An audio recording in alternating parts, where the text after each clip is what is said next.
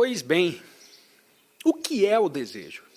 Você vê uma casa bonita, ou um belo carro, ou um homem poderoso e gostaria de possuir aquela casa, de ser aquele homem de posição, ou de conduzir aquele carro sob os olhares admirados da multidão. E como aparece esse desejo? Primeiro, a percepção visual, vê a casa. A você vem muito mais tarde. A visão da casa, ou seja, a atração visual, a atração de uma linha, a beleza de um carro, da cor, e por fim o desejo. Me acompanhe, por favor. Você é que está trabalhando e não eu. Eu apenas falo e explico. Você, porém, é que trabalha. Estamos participando juntos nessa coisa. Não escute meramente o que diz o orador, portanto, está a observar o movimento do seu próprio pensamento na forma de desejo. Não há separação entre o pensamento e o ver. Constitui um só movimento. Entre o pensamento e o desejo, não existe também separação, como veremos mais adiante. Há, pois, o ver, o perceber, que cria a sensação e em seguida vem o contato. Depois o desejo de possuir, que dá continuidade àquela sensação. Isso é muito simples. Veja uma bela mulher ou um belo homem, e há então o prazer de ver, e todo prazer exige continuidade. Portanto, penso nesse prazer, e quanto mais penso nele, tanto mais favoreço a sua continuidade. E uma vez estabelecida a continuidade, entra em cena o eu. Quero, não quero. É isso que todos nós fazemos, o dia inteiro, acordados ou dormindo. Estamos vendo, pois, como nasce o desejo. Percepção, contato, sensação. Depois se dá continuidade à sensação, e essa continuidade da sensação é o desejo. Não há nada de misterioso acerca do desejo. Mas o desejo se torna muito complicado quando se apresenta uma contradição. Não no próprio desejo, porém no objeto por meio do qual ele busca preenchimento. Não é? Desejo ser um homem bem rico, isto é, meu desejo diz que devo ser muito rico, pois vejo tanta gente com propriedades, carros, etc. O desejo diz que devo ter posses para me preencher, mas há também uma parte de mim mesmo, condicionada pela sociedade que diz, para achar Deus, para viver nobremente, para ser sannyasi, deve abandonar o desejo. Apresenta-se assim a contradição. Isso é, eu devo me ajustar aos padrões da sociedade, competindo, batalhando com os meus semelhantes, a fim de subir mais alto que eles e, ao mesmo tempo, a sociedade me diz que, para encontrar aquilo a que ela chama Deus, devo repelir o desejo. Por um lado, ela me diz que devo ser um sannyasi venerável, é claro, e, por outro lado, que devo ser também um cidadão respeitado. E, por outro lado, que devo ser também um cidadão respeitável. Quer dizer, competir. E competição significa matar meu semelhante. Não fisicamente, porém tudo fazendo para destruí-lo e lhe tomar a posição ou ultrapassá-la. Existe, pois, em mim uma contradição criada pela sociedade, porque o desejo quer se preencher de muitas maneiras. Ser famoso, achar Deus, viver feliz, viver numa atmosfera de grande beleza, encantamento e perfume, desligado do passado, sem pesares e nem ansiedades. Viver num extraordinário estado de êxtase, viver com a beleza e a alegria infinitamente. O desejo busca preencher-se em todas as direções. Os objetos de preenchimento são muito atraentes, mas cada objeto contradiz o outro. Vivemos a nos ajustar, a batalhar, a nos preencher e a nos frustrar. Assim é a nossa vida. E para encontrar Deus, as chamadas pessoas religiosas, os santos, os pontífices, os monges, as freiras, os assistentes sociais. Todas essas pessoas consideradas religiosas nos dizem: reprima o desejo, sublima-o, identifique-se com Deus para que o desejo desapareça. Ao ver uma mulher, lhe volte as costas. Não seja sensível a coisa alguma, não ouça música, não olhe uma árvore e, acima de tudo, não olhe para uma mulher. Tal é a vida do homem medíocre, escravo da sociedade. Se não compreender e não reprimir o desejo, o homem nunca estará livre do ajustamento ou do medo.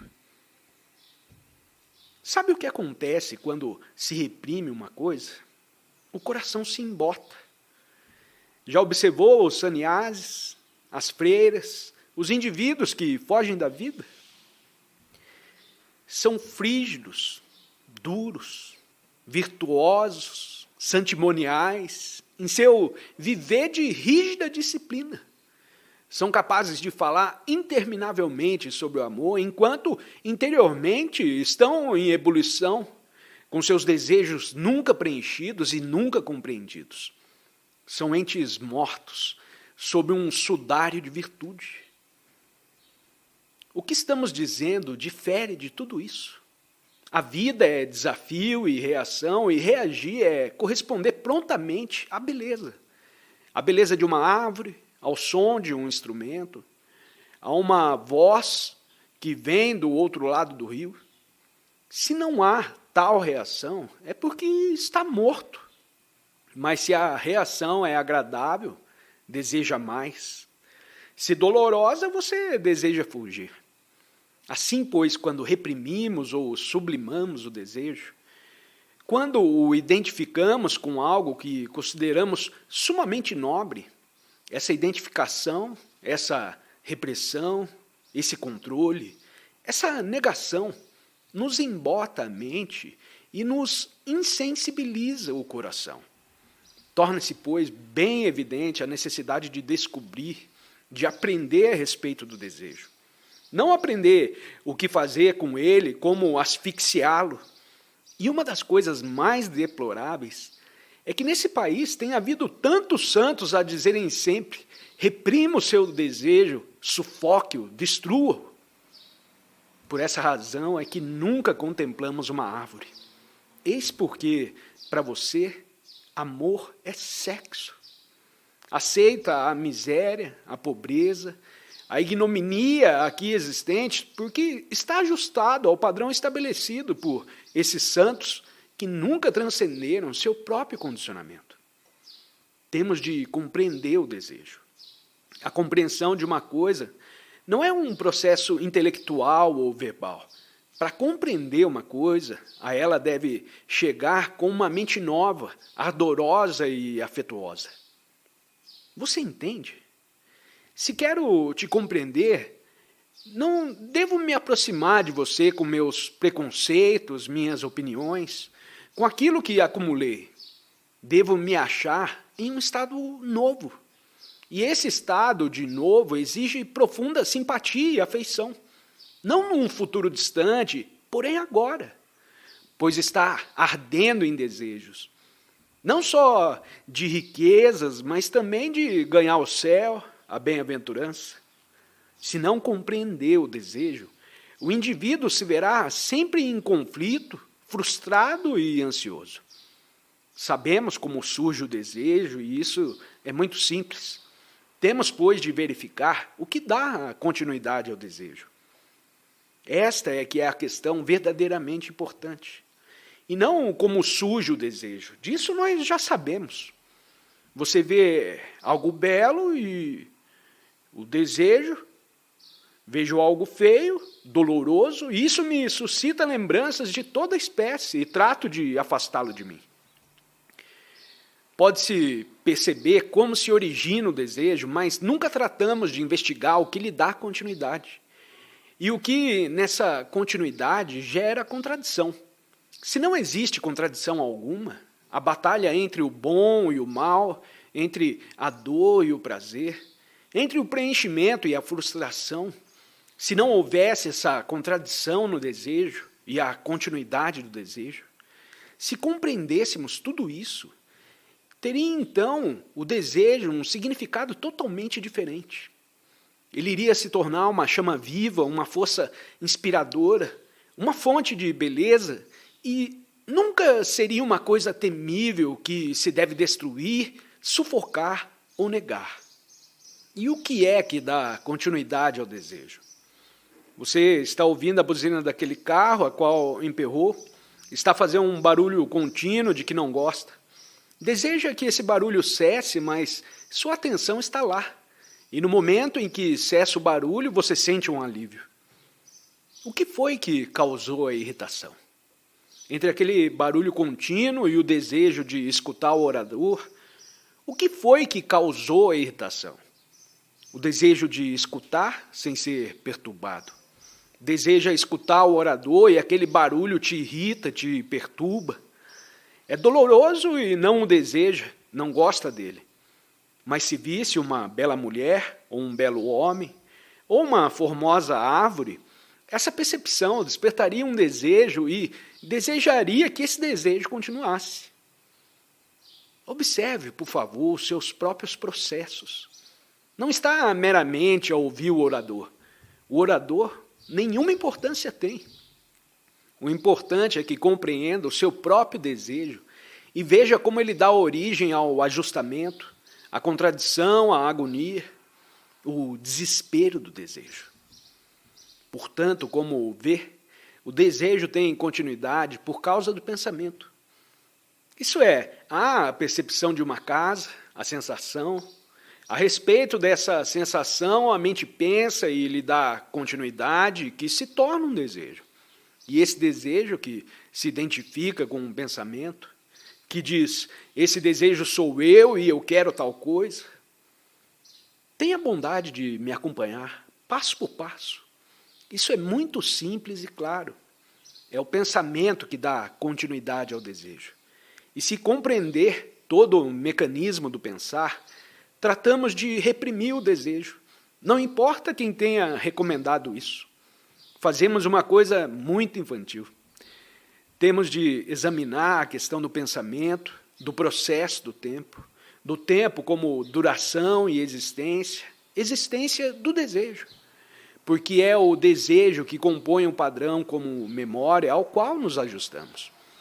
Portanto, ajustamento, desejo, pensamento e tempo estão relacionados entre si. Se não se compreende um deles, não se pode compreender os demais. Foi por essa razão que iniciei a palestra falando sobre o ajustamento e como estamos perenemente a nos ajustar. Não só porque temos muito medo de estabelecer a desordem em nós mesmos, mas também por causa da sociedade que fez da desordem uma coisa desrespeitável. Há, pois, o ajustamento e há o desejo que diz, tenho de me ajustar. A esse desejo, o tempo da continuidade, que é pensamento, e assim se vê que essas coisas estão relacionadas entre si. Se não as compreender, não terá possibilidade de ir muito longe. Mas temos que ir bem mais longe. Porque a vida é um movimento e para poder acompanhar esse movimento precisa de energia. Energia que não conhece ajustamento. Energia que não produz conflito. Energia que não é produto do pensamento com todas as suas resistências e contradições. Energia que não é escrava do tempo que é gradualidade. Obterei isso.